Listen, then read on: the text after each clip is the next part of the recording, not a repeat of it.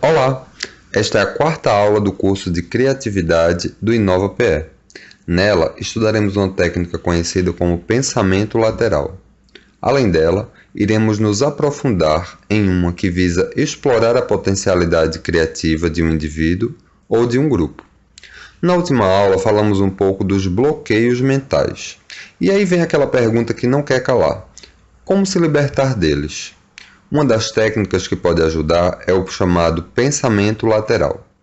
Vamos entender a lógica disso. A solução de problemas pode ser comparada à procura de um tesouro pela escavação de um terreno. Se já existe um poço, a gente tende a cavar cada vez mais fundo. E quanto mais fundo, mais difícil enxergar o que está acontecendo em outras partes do terreno.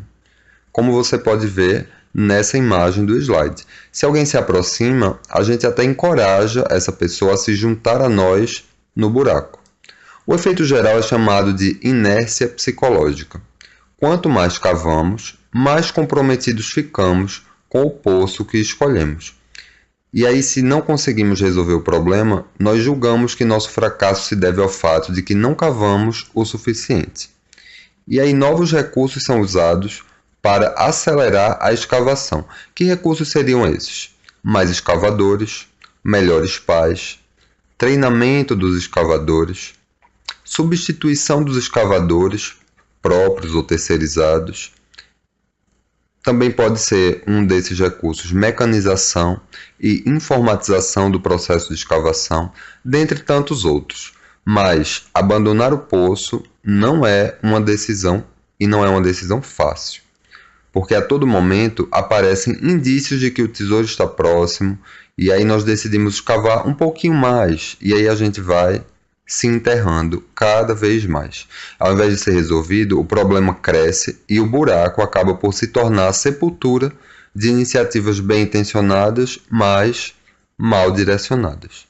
Então, no terreno das ideias, cavar o mesmo poço mais fundo equivale a insistir no uso de abordagens e ideias com as quais estamos habituados, mas que não funcionam com o problema que temos para resolver. Isso acontece principalmente por duas razões. A primeira é a nossa resistência em abandonar soluções e abordagens que funcionaram no passado, mas que não funcionam no momento presente. Essa é a primeira armadilha, como você vê no slide, que é a armadilha da experiência. A segunda armadilha está ligada à maneira como interpretamos e lidamos com os dados e informações sobre o problema. Essa é a armadilha das percepções. Então, em sua maioria, os erros de pensamento são inadequações de percepção e não erros de lógica. Essa frase do Edward de Bono resume bem esse fenômeno. Então, o que é que você pode fazer? Mudar de direção. Se o caminho que você escolheu não leva a lugar nenhum, mude de caminho. Cave outro poço em outro lugar. Pode ser que nesse outro lugar, aí sim, esteja o tesouro, como aquela figurinha lá do primeiro slide. A essa mudança de perspectiva e de procura de enfoques, eu diria não usuais, o Edward de Bono chama de pensamento lateral, ou lateral thinking. O pensamento lateral pode ser definido como uma ferramenta do pensamento para soluções fora do padrão. São aquelas soluções em que você tenta olhar o problema de vários ângulos, ao invés de atacá-lo de frente. É o uso de um processo não linear de raciocínio para checar suposições, mudar perspectivas e gerar novas ideias. E aí o De Bono usa uma história para ilustrar o conceito de pensamento lateral, que é a fábula das pedras.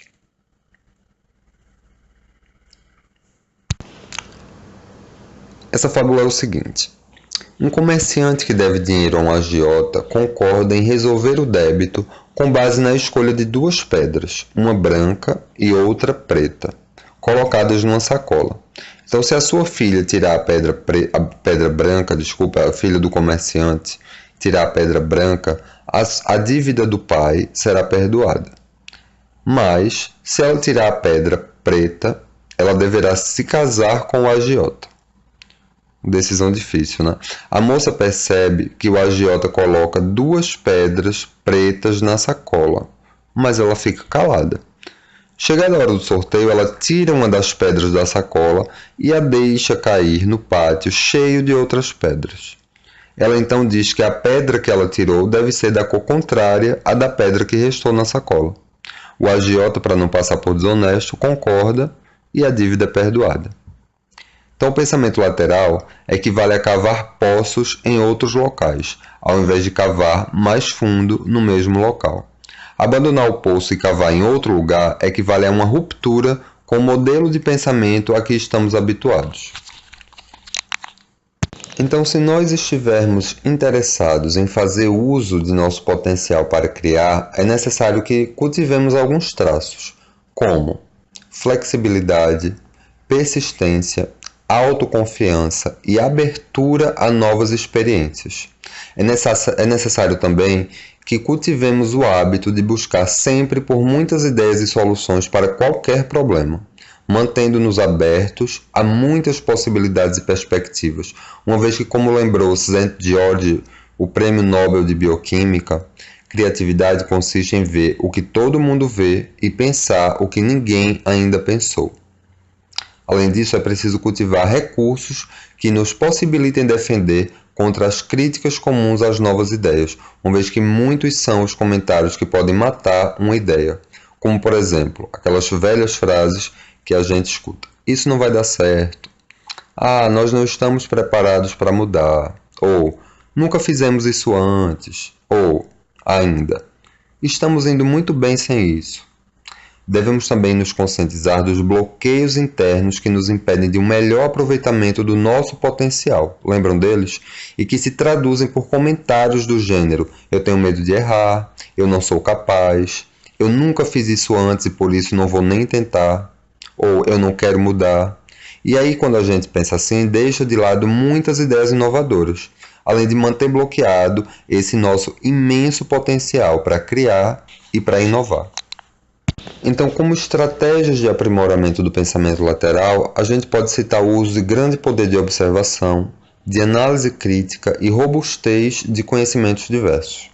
Algumas técnicas para desenvolver o pensamento lateral podem ajudar. Então, aqui você vê no slide 4 dessas técnicas, e aí eu vou falar um pouco de uma por uma. As ideias aleatórias são um componente essencial do pensamento lateral. Isso quer dizer que a gente deve dispor de uma mente aberta. Isso implica em não se ater a uma opção específica. E mais ainda, é recomendável que, para encontrar soluções para os nossos problemas, pensássemos em novas ideias aleatórias e opções, por mais estranhas ou discordantes que pareçam. Uma segunda técnica é usar analogias. As analogias elas servem para comparar as ideias que aparentemente não têm nada a ver umas com as outras. Então, a finalidade de utilizar analogias é se afastar dos estereótipos, se afastar do esperado ou do que está encaixotado em nossa cabeça. Você vê aí o famoso desenho da obra O Pequeno Príncipe. E aí esse desenho seria o quê? É um chapéu? É uma serpente que engoliu um elefante? É um elefante embaixo de um chapéu? Uma terceira técnica é o método da inversão. É uma técnica arriscada, mas quando a gente tem um problema ou um desafio para abordar, que tal se a gente analisar ele de uma forma inversa? Ao dissecarmos um problema, podem aparecer novos caminhos que a gente nem estava esperando. Então, pensar ao contrário do que temos pré-estabelecido na nossa mente pode nos trazer visões inovadoras que nem todo mundo é capaz de ver. Uma quarta técnica muito legal é o fracionamento ou divisão. Então, a finalidade dessa proposta aqui é subdividir o problema em partes menores para ver o desafio de uma forma mais ampla, com todas e cada uma de suas opções. Então, os bloqueios mentais costumam aparecer quando vemos apenas uma parte do desafio ou do problema. No entanto, todo ato está formado de pequenas partes que devemos ter em conta. Então, para que você possa colocar em prática essas ideias, a gente vai ver agora alguns pequenos enigmas que envolvem o pensamento lateral. Então a dica aqui é: tente pensar neles aplicando as estratégias que eu recomendei anteriormente. Você vai ver que são desafios aparentemente simples, mas a pergunta certamente é desconcertante. Lembre-se primeiro do princípio mais importante do pensamento lateral. Tudo é muito mais fácil do que pensamos. O primeiro enigma é esse. Existem 6 ovos em um cesto. 6 pessoas pegam um ovo cada uma. Como é possível que no final ainda fique um ovo no cesto? Tempo para pensar? Depois de pensar por uns 30 segundos, a gente vai agora para o enigma 2. A vovó estava tomando café da manhã e, sem querer, seus óculos caem dentro da xícara de café. Quando os tira de dentro da xícara, ela percebe que não tinham se molhado. Como isso é possível? Mais 30 segundos para você pensar numa possível solução para esse enigma. Enigma 3. Como é possível furar uma bexiga sem que escape ar e sem que a bexiga faça barulho? Tempo para pensar? Enigma 4. Há 3 elefantes tomando banho em um tanque de 1,5 metro de profundidade. Como você acha que eles sairão da água quando terminarem? Mais um tempinho para você pensar e aí a gente vai para as soluções desses enigmas. O próximo slide contém as soluções. E então, gostou dos enigmas? Você conseguiu acertar algum? Se não conseguiu, não desanime. O desenvolvimento do pensamento lateral pode ser exercitado. Pense naquilo que você está fazendo agora. Imagine formas diferentes e viáveis de fazer melhor. Na sua empresa, imagine como fazer diferente aquelas coisas que são feitas da mesma forma há muitos anos. Critique, questione, estude, desenvolva, observe e tente resolver alguns enigmas também. Tudo isso ajuda a desenvolver esse potencial que todo mundo tem e que se chama pensamento lateral. Agora nós vamos falar um pouco do brainstorming. O brainstorming, ou tempestade de ideias, é uma atividade desenvolvida para explorar a potencialidade criativa de um indivíduo ou de um grupo, colocando-a a serviço de objetivos pré-determinados. Então a técnica propõe que o grupo se reúna e utilize a diversidade de pensamentos e experiências para gerar soluções inovadoras, sugerindo qualquer pensamento ou ideia que vier à mente a respeito do tema tratado. Com isso, espera-se reunir o maior número possível de ideias, de visões, de propostas e de possibilidades que levem a um denominador comum e eficaz para solucionar problemas e entraves que impedem um projeto de seguir adiante, por exemplo.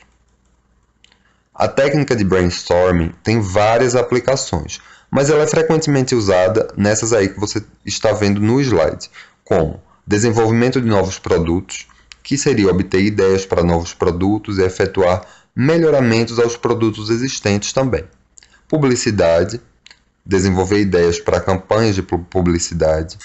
Resolução de problemas, consequências e soluções alternativas, análise de impacto, avaliação. Também é utilizada na gestão de processos, encontrar formas de melhorar os processos comerciais e os processos de produção. Também é utilizada na gestão de projetos, como identificar objetivos dos clientes, riscos, entregas, pacotes de trabalho, recursos, tarefas e responsabilidades.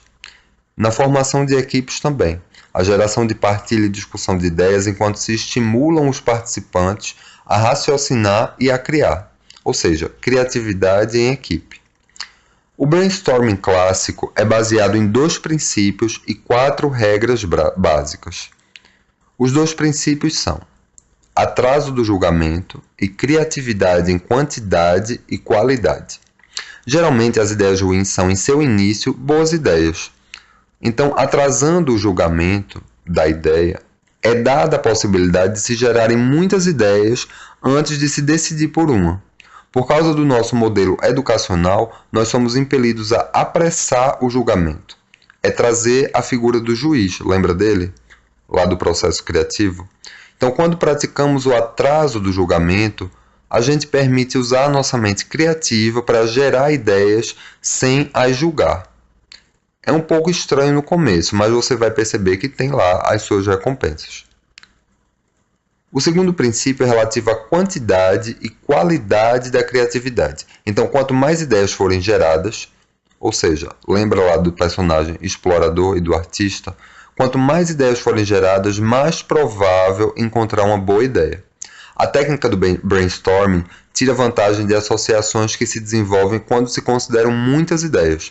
Uma ideia pode levar a uma outra ideia, que pode levar a uma outra ideia, que pode levar a uma outra ideia. Inclusive a ideias ruins, que podem levar a boas ideias. E quais seriam as regras do brainstorming? Essas são as 4 regras principais. Críticas são rejeitadas. Essa é provavelmente a regra mais importante. A não ser que a avaliação seja evitada, o princípio do julgamento não pode operar aqui. A falha do grupo ao cumprir essa regra é a razão mais crítica para que a sessão de brainstorming não dê certo. Essa regra é aquela que diferencia um brainstorming clássico dos métodos de conferência tradicionais, por exemplo. Criatividade é bem-vinda. Essa regra é utilizada para encorajar os participantes a sugerirem qualquer ideia que lhes venha à mente, sem preconceitos e sem medo que isso leve a ser avaliado imediatamente. As ideias mais desejáveis são aquelas que inicialmente parecem ser indomadas e muito longe do que seria uma solução. É necessário deixar as inibições para trás enquanto se geram ideias. Quando se segue essa regra, cria-se automaticamente um clima de brainstorming apropriado. Isso aumenta consideravelmente o número de ideias geradas também, o que nos leva para a terceira regra. Quantidade é necessária. Quanto mais ideias forem geradas, mais hipóteses há de encontrar uma boa ideia. Quantidade aqui gera qualidade. Combinação e aperfeiçoamento são necessários. O objetivo dessa regra aqui é encorajar a geração de ideias adicionais para a construção e reconstrução sobre as ideias dos outros. Agora, vamos diretamente para um roteiro padrão de brainstorming. Nos próximos 2 slides, você vai ver todos os passos do roteiro padrão descritos. Então, os passos principais para a gente construir um brainstorming adequado seria, primeiro, desenvolver um enunciado para o problema, dar o nome para o problema que a gente está tentando resolver. Segundo, selecionar um grupo de 6 a 12 participantes. Depois, enviar uma nota aos participantes falando-lhes acerca do problema. Então, aqui deverá ser incluído o enunciado do problema, o contexto e algumas outras soluções e outras coisas também que se revelem úteis para o caso. Depois, começar por escrever o problema num quadro visível a todos os elementos pertencentes ao grupo. Todos os elementos que estejam participando do grupo devem ver esse quadro onde o problema vai ser escrito. O próximo passo é falar novamente sobre aquelas 4 regras principais do brainstorming. Depois, você vai requisitar novas ideias aos participantes pela ordem pela qual eles levantam a sua mão. Apenas uma ideia deve ser sugerida em cada momento, para não também virar bagunça. Tem um gravador ou alguém que secretarie a sessão de brainstorming, é interessante, de maneira que se possa escrever e tomar nota de todas as ideias, não deixar escapar nenhuma. A sessão, isso é muito importante, ela deve durar cerca de 30 minutos. Depois, selecionar um grupo para avaliação, e esse grupo é interessante que ele tenha de 3 a 5 pessoas. Fornecer ao grupo de avaliação a lista de ideias e dizer-lhes que sugiram e selecionem as melhores ideias. Fornecer ao grupo original um relatório com as ideias selecionadas pelo grupo de avaliação e aí requisitar ao grupo original a submissão de quaisquer ideias adicionais estimulada pela lista. E finalmente dar a lista final de ideias à pessoa ou ao grupo de trabalho do projeto. O grupo de avaliação deverá avaliar todas as ideias e selecionar as melhores para uma possível implementação ou estudo adicional. As ideias devem ser organizadas segundo categorias lógicas. Então, usualmente, essas categorias vão de 5 a 10 e apresentadas ao grupo de avaliação para revisão. É possível tornar esse processo mais fácil e prático utilizando um checklist, por exemplo.